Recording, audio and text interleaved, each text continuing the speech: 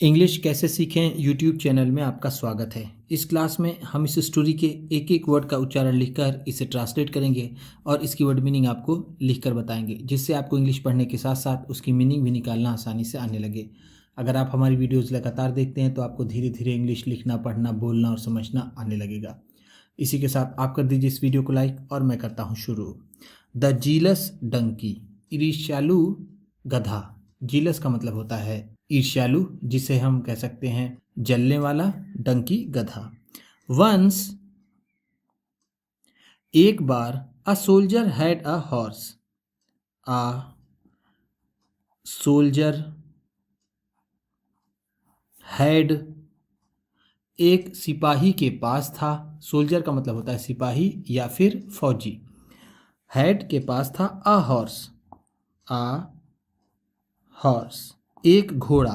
And a donkey, and a donkey और एक गधा। He used the horse, he used वह उपयोग में लाता था। द हॉर्स उस घोड़े को। In the battles, in the battles युद्धों में। बैटल्स का मतलब होता है युद्ध या फिर कोई लड़ाई। एंड और he used the donkey, he used वह इस्तेमाल करता था या फिर उपयोग करता था। द डंकी उस गधे को। To carry loads, to carry loads भार को ढोने के लिए। ऑफ गुड्स, ऑफ गुड्स सामानों का।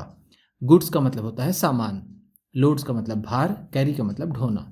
When there was no war, when there was no war, जब कोई युद्ध नहीं होता था।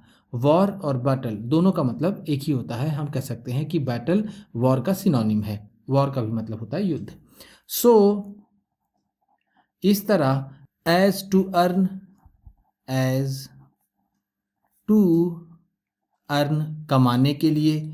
सम मनी, सम मनी कुछ पैसा, कुछ पैसा कमाने के लिए वह गधे से ढुलाई भी करा लेता था, हम ऐसा कह सकते हैं।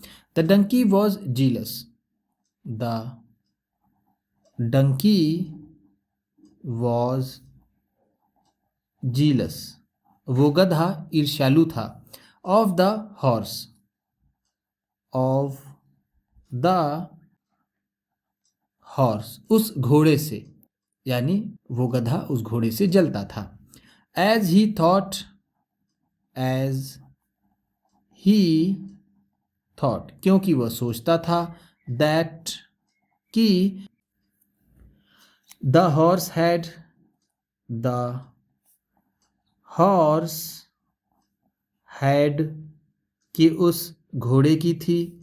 एन ईजी लाइफ एक आसान जिंदगी। वेयर एज, वेयर एज जबकि। He had to work hard, he had to work hard उसे कठिन परिश्रम करना पड़ता था। वन डे, वन डे एक दिन। The news of war came, the news of war came युद्ध की खबर आई। वॉर का मतलब जैसा मैंने आपको ऊपर बताया, युद्ध। केम आई, द न्यूज खबर। The donkey felt very happy, the donkey felt उस गधे को हुई। वेरी हैप्पी, वेरी हैप्पी बहुत खुशी, या फिर वो गधा बहुत खुश हुआ, उसने बहुत खुशी महसूस की। ही थॉट, ही थॉट उसने सोचा। That's great news, that's great news, ये अच्छी खबर है। ग्रेट का मतलब यहाँ पर होगा अच्छी या फिर बड़ी। The horse will go, the horse will go, ये घोड़ा जाएगा। To the battle ground, to the battle ground, युद्ध के मैदान में। बैटल ग्राउंड का मतलब होता है युद्ध का मैदान। And I will be free here, and और आइल बी फ्री, और मैं आज़ाद हो जाऊंगा। हियर, यहाँ पर। सो इस तरह। The donkey teased the horse, the donkey वो गधा, टीज्ड परेशान करने लगा या फिर छेड़ने लगा। द हॉर्स, द हॉर्स उस घोड़े को। बट लेकिन, सून अ मैसेज वॉज रिसीव्ड, सून जल्द ही, अ मैसेज एक संदेश, वॉज रिसीव्ड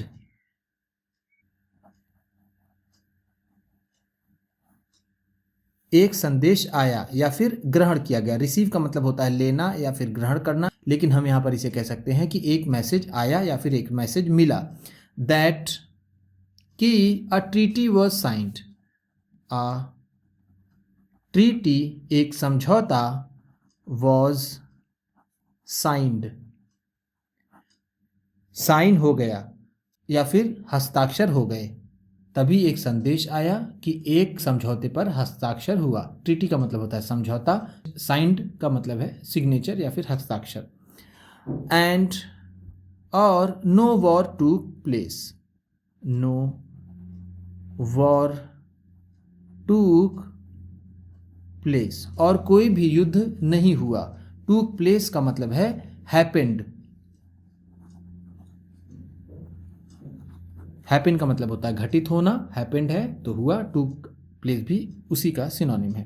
सो इस तरह। The soldier sent the donkey, the soldier उस सिपाही ने, सेंट भेज दिया, द डंकी उस गधे को, to carry loads, to carry loads बोझ ढोने के लिए। कैरी का मतलब है ढोना, लोड्स का मतलब बोझ। हेंस इस तरह। The donkey got a lesson, the donkey वो गधा, गॉट अ लेसन उसे एक सबक मिला। इस तरह उस गधे को एक सबक मिला। लेसन का मतलब है सबक, गॉट उसे मिला, हेंस इस तरह से। उम्मीद करता हूँ इस क्लास में बताई गई वर्ड मीनिंग्स और सेंटेंसेस आपको अच्छे लगे होंगे। सबसे अच्छा वर्ड कौन सा लगा इसे कमेंट बॉक्स में ज़रूर बताइएगा। इसी तरह की वीडियोस के साथ साथ ढेर सारी रीडिंग की, ट्रांसलेशन की और बहुत सी इंग्लिश सीखने वाली वीडियोस पाने के लिए चैनल को सब्सक्राइब कीजिए और ये वीडियो किसी न किसी अपने एक दोस्त को, मित्र को, परिवार वाले को शेयर भी ज़रूर कर दीजिएगा। तो चलिए मिलते हैं फिर अगली वीडियो में।